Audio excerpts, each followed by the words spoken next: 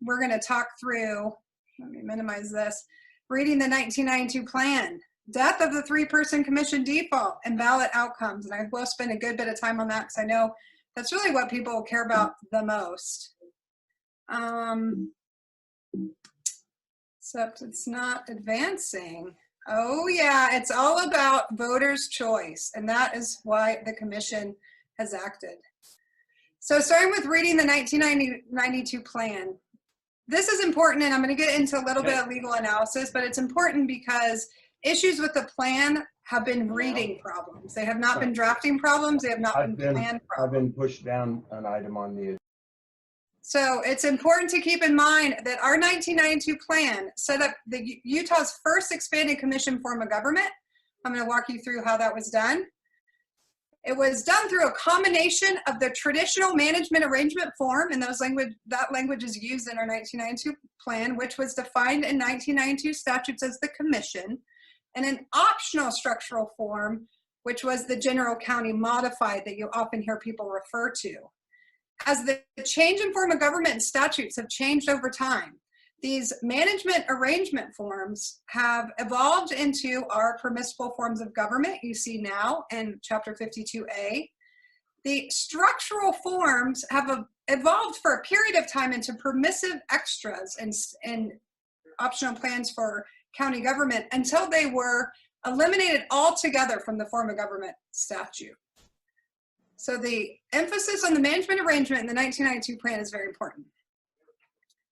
In 1992, what the optional structural form did was it gave us more than 3 members on the governing body, and it gave us districts. All forms of government in 1992, other than the 3-person commission, were called councils. So this distinction now between a council with legislative power and a commission with this consolidated executive and legislative is modern. Historically, that was not true, and you didn't see the same distinction in statute. And that's why we were referred to as a council governing body. I'm going to talk through 3 provisions of our 1992 plan that are really important. And I'm going to start with 010, which sets out what form of government we have. So you can see here, it establishes the general county modified structural form of government. That's what you often hear people refer to as our form of government. It also gives us a statute number. We got to go to the statute number to fully understand what that structural form means. And then it also tells us that the management arrangement for the county council shall remain as provided in Title 17 or other general laws. So again, we got to go to our 1992 statutes to actually determine what that means. What the yellow highlighter is doing is it's setting up these permissive extras. This is the only way in 1992 that we could get more than 3 members in districts. And the green highlighter is setting up your traditional management form, which is the commission form, and I'll show you that in a bit. Second provision in our 1992 plan that's important is the description of the governing body, 030. So it does specifically spell out that it shall exercise legislative powers. But it also says that the council shall have all powers and duties and should be subject to all limitations and restrictions provided by general law for boards of county commissioners. Because again, the traditional management arrangement, which we adopted in our 1992 plan, was a commission form, and we have all the powers our governing body has had and has exercised, all the powers of county commissioners since 1992 and before, quite frankly. We've actually always been a commission form of government in Grand County. So again, your yellow highlighter is setting up legislative powers. Your green highlighter is setting up executive powers. It is all there. It is expressed, and it has always been there. I do have a crush on Jimmy Fallon, so that might not be the last video. Okay, 090, role of the council. This is the big one, and this is the provision that historically has been misunderstood the most. There's a lot here. I'm just going to highlight a few things. For one, it says, hey, our members shall serve primarily in a legislative policy-making role. It also says, hey, the council is expected to do certain things as set forth in here, including to maintain and fully utilize competent professional staff to perform, administer, and have day-to-day oversight over the county's operations and functions. pursuant though to policies and directives issued by the council. Let's break all that down, because language matters, and we have 150 years of US Supreme Court law telling us language matters, and here it's no different. So primarily, this sets forth expressly that, hey, we want the council to focus on its legislative duties. But secondarily, there's still executive power here. And nothing in this provision, nothing in the 1992 plan delegates away executive power.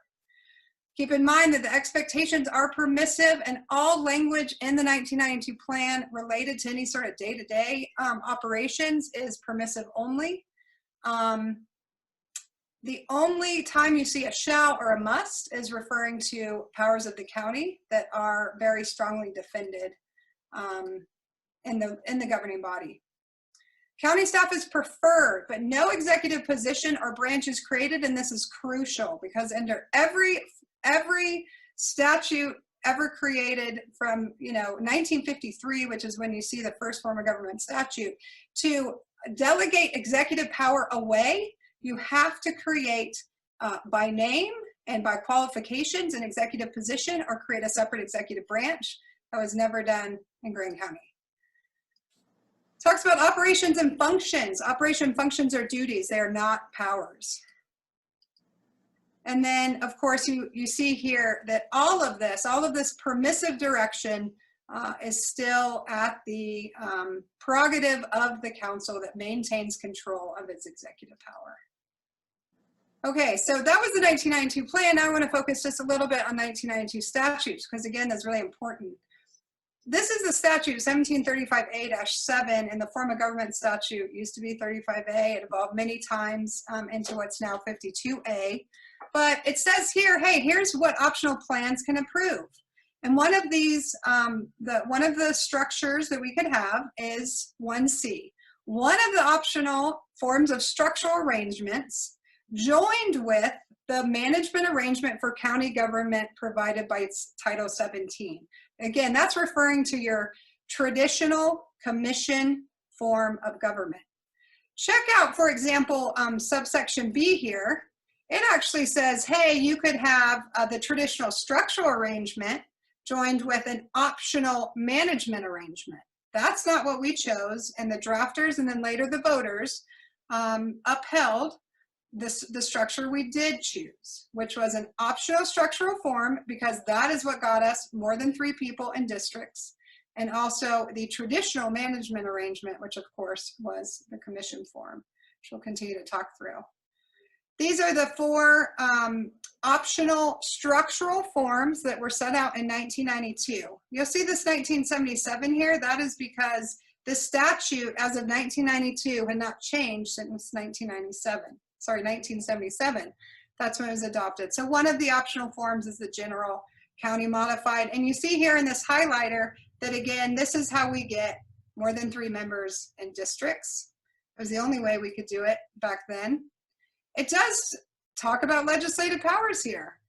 That's because this is a structural optional form. It's the management arrangement form where you see executive power, and that was as intended by our Utah legislature.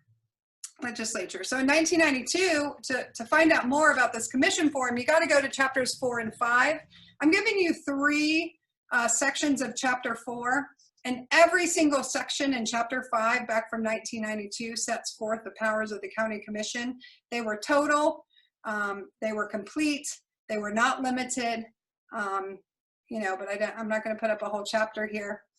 Yellow highlighter here, counties have the powers specified in this title and such other powers as are necessarily implied. Powers of a county can be exercised only by the Board of County Commissioners. That's, again, unless you chose another optional arrangement, which we did not do. We chose the traditional. And then the general powers section in 17-4-3, again, the 1992 version, set forth various executive powers. You also see a couple provisions in chapter 5 that set forth expressly executive powers. It's all right there in the statute. We just haven't gone back to the statute in a while. This is the election code at the time, and it also defines county executive means the county commission and the traditional management arrangement, the same language you see in our 1992 plan. It all flows directly from statute in 1992. So it was there all this time. We have been a commission all this time. We were called a council because that's the only way we got more than 3 members and we got districts. I will say, as to the 3 prohibited provisions that have now been pulled out, those were silent in statute in 1992, so the structural reform didn't get us that. It was later prohibited. It just wasn't, it wasn't addressed back then. All right, so what does all this mean? We have been an expanded commission all this time. In fact, we were Utah's first expanded commission. An expanded commission did not exist back in 1992 by name. Again, it was that combination of the two in that very first statute I read to you, 17-35A-7. And the expanded commission was codified by name not until 2000. So quite a long time after we first adopted it. So our FOG amendment, August 21, 2020. What does it do? It does 3 things primarily. It clarifies our expanded commission status by express language instead of just integration of statutes, which is how the 1992 plan was set up, which admittedly is hard to read for your average person. So all we did was clarify what I just went through, that we have been an expanded commission and we still are. It updates the council's name to a commission to reflect the modern usage of the term in current statute. Again, that the way council versus commission has been used through the years has really changed. And back in 1992, everything but a 3-person commission was called council. We needed to update it. And then we removed the permissive language regarding delegation of executive duties for clarity's sake only, because that 090 that we read through, that's the big long section, that did create confusion again with folks, normal folks who are reading the plan. And so all we did was integrate language used under statute describing the consolidation of legislative and executive powers in the commission, which again, we've had since always, but certainly since 1992, is all expressly set out in there. Okay, so we did the FOG amendment. What does that mean? That means the 3-person commission default is dead. And I'm going to go through a little bit more. One of my favorite movies, Let's Cheer. I think we can all agree that the 3-person default is not something we wanted. Okay, we all know that the county was sued by 3 citizens, and we got a ruling last Thursday on October 1. Here is the gist of what Judge Torgerson ruled. He ruled that the council's initiation of the study committee plan, not its adoption, but the initiation, avoided the default to a 3-member commission. This is finding of fact number 9. He found that the 1992 plan is an optional plan, amendable by the council under section 504. This is in part 4, where it discusses plan amendments. And it's also permitted expressly by the 1992 plan and the 1992 statutes. He makes all those findings. The council may add proposition 16 and 17 to the same ballot as the study committee plan. It is not prohibited by statute to run them together. And proposition 10, the study committee plan, takes precedent if it wins the popular vote on November 3rd, which is a position the county has always taken from the very beginning as well, but he included it in his ruling for clarity's sake. All right, now what? Now we go to a vote on November 3rd. This grainy graphic is actually what your ballot is going to look like. Ballots, by the way, are being printed currently. Essentially, they're going to be mailed on or before October 13th, and they should hit mailboxes soon after that. The 3 relevant provisions are Proposition 10. Of course, this is your study committee plan proposition. Shall Grand County adopt the alternate form of government known as the council manager form pursuant to the study committee's recommendation? Proposition 16 says, shall the Grand County plan for county government be amended to change the composition of the commission from 7 members to 5? That's if you want to keep a commission form. And Proposition 17 is, shall the Grand County plan be amended to remove district seats and elect all commission members at large? Again, that is if you want to keep the commission form. So the the county acted to place all these propositions on one ballot to give the community the most choice it can at one time, at savings, by the way, and the litigation showed that a special election on Proposition 16 and 17 later would cost about $30,000.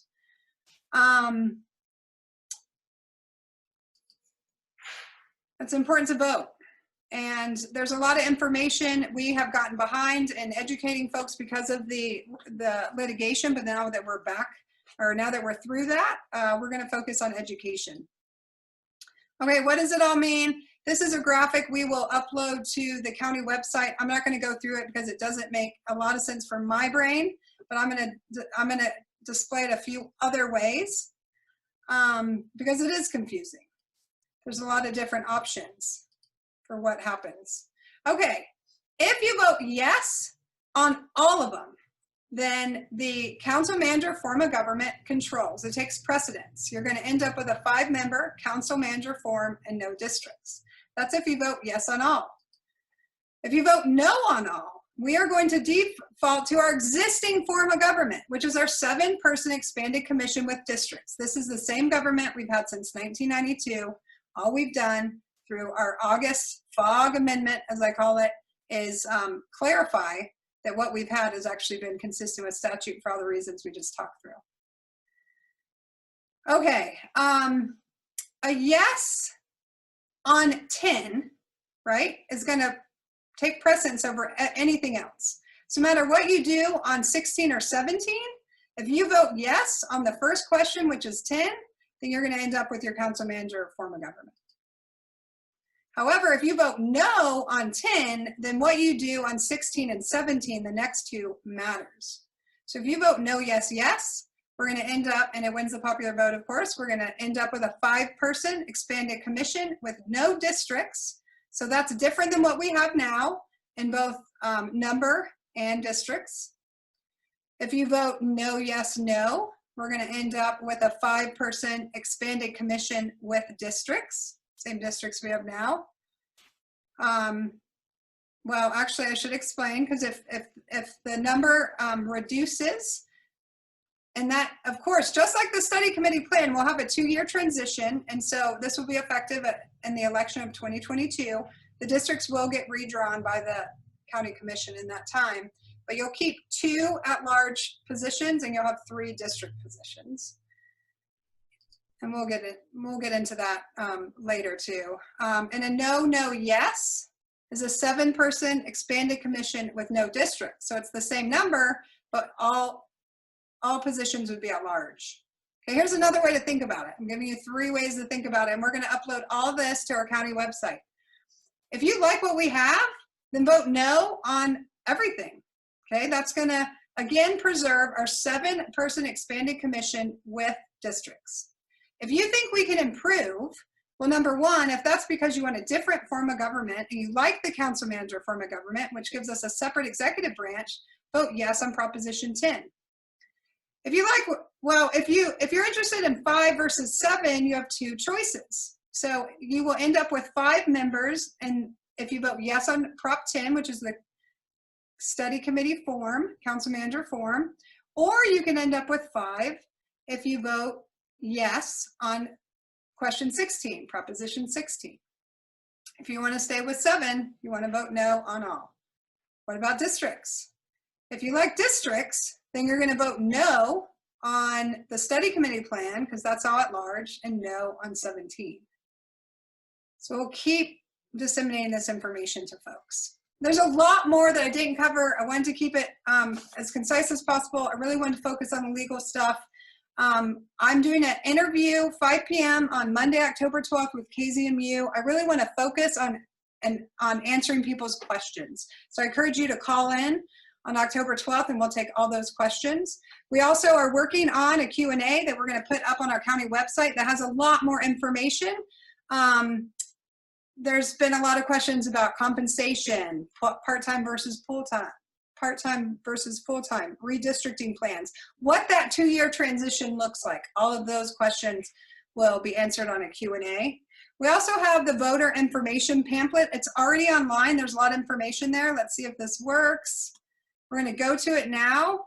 If you go to the county's website, and you'll see here, you go to Home, Your Government, Elected Officials, Clerk Auditor, who runs our elections.